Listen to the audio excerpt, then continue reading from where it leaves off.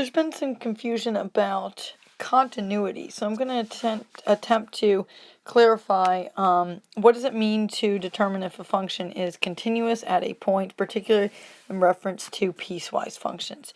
So starting off, I'm looking at problem number 10 is what I'm on right now. This would be number 10 on worksheet 2.4a. So I'm going to go through the 3 conditions that must be met in order for a function to be continuous. And obviously for this one, we're looking at x equals 4 as our point in question. So the first thing I'm going to do is I'm going to figure out, does f of 4 exist? And in this case, f of 4 is 5. So that's just a check. Does it have a value? Yes, it exists. Keep going. So second step is I need to figure out, does the limit as f of x is approaching x equals 4, does that exist? And if so, what is it? So in order to determine this, I need to actually ask myself kind of two sub-questions. And the sub-questions are, does the left-hand limit exist? Does the right-hand limit exist? And then are they equal to each other? Because that's implied in answering, does the limit exist? So I'm going to go over here and say, okay, limit as x is approaching 4 from the left. And if I'm coming from the left side, then I'm looking at x is less than 4. So I'm looking at this function. And I'm just going to substitute in there. Negative 2 times 4 is negative 8 plus 18. So I'm getting a positive 10 for that. And now I'm going to evaluate the right-hand limit. So this would be me looking at this function down here because I want to know when x is greater than 4. And again, I'm substituting in there. So I've got 4 squared is 16 minus 12 plus 6. And that's giving me negative 4 plus 16 minus 12 is 4 plus 6 is a positive 10. Sorry, trying to do my mental math there. So right now I've established that the left-hand limit is 10, the right-hand limit is 10. And because these two are equal to each other, then I know that my actual limit as I'm approaching 4 is 10. So what we have is on our graph, and I have no idea what exactly this looks like. I'm not going to take the time to graph it. But I know that on my graph, I've got a function that is approaching from the left-hand side, it's approaching 10, and from the right-hand side, it's approaching 10. And it looks like there might be a hole in the graph because my actual functional value is 5, not 10. So that's 10 up there, 5's down here, and I'm not really sketching the whole graph, but there it is, something like that. And we're going to say visually it's not continuous. So here's where my third part of my definition of continuity comes in. It's literally, are these first 2 answers that I got, are these equal to each other? And clearly they're not. So I write it out this way, is f of 4 equal to, there's a question mark there, the limit as x is approaching 4 of f of x. And since I have a 5 here and a 10 there, we can clearly say that they're not equal to each other. Therefore, f of x is not continuous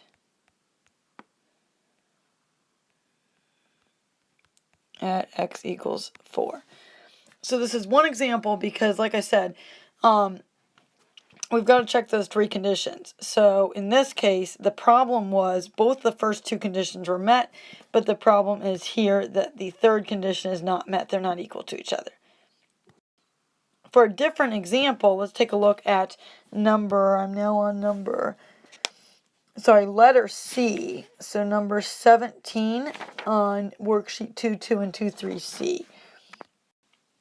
Whoops, it looks like I paused the video. Going back to your previous worksheet, number 17, I'm going to look at this one. Here's the function, and I'm looking at particularly at x equals negative 3. We could also evaluate at x equals 1, but I'm going to look at x equals negative 3.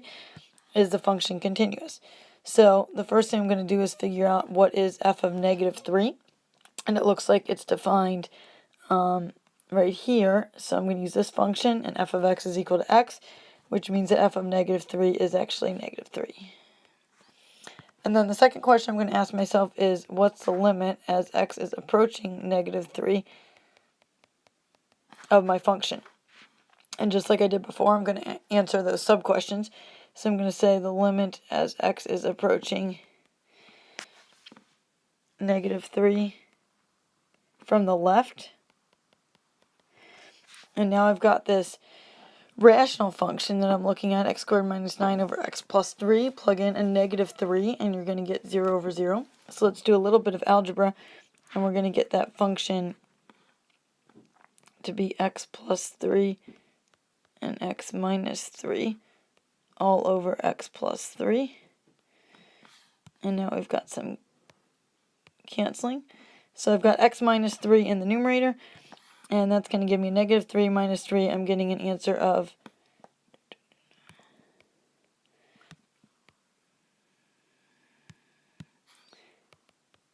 negative 6 there.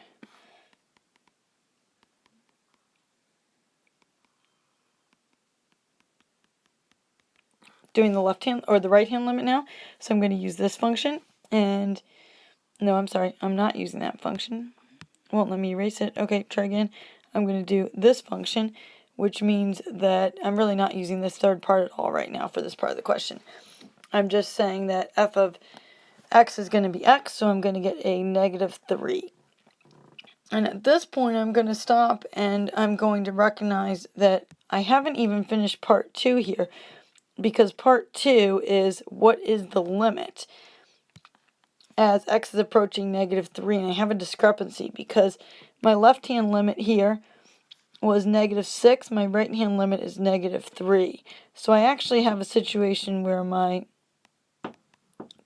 two-sided limit does not exist as x is approaching negative 3. So at this point I stop, because there's no way in part 3 that f of negative 3 is going to equal the limit as x is approaching negative 3 of my function, because I've got this does not exist here. So no matter what f of negative 3 is, it's negative 3, it's never going to equal does not exist. So I have a case where f of x is not continuous at x equals negative 3, same as I got before, but different situation here. Graphically, what's happening, think about it.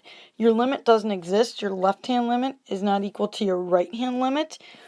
I believe we were approaching negative 6 from the left and negative 3 from the right. So something like this, perhaps, where I'm approaching different things. And if you were asked to identify the discontinuity, you should be saying that this is a jump discontinuity. That's what it means when I have a limit, a left-hand limit not equal to a right-hand limit. The limit doesn't exist. That's your jump discontinuity. Go back to the previous one, and I should have answered that follow-up question. What kind of a discontinuity is it? And in that case, you would have been saying a removable discontinuity. Because there was a limit, the only thing we had to do was change our function definition for at the point x equals 4, and if we would have changed f of 4 to be 10, then we would have removed the discontinuity. So that would be our hole in the graph, or removable discontinuity if we're describing it. Hopefully that helps with continuous functions as far as how to analyze them. I'm not going to do the other part of this one. At x equals 1, it does come out to be continuous. So you're welcome to go and work through that part using this function that I crossed out.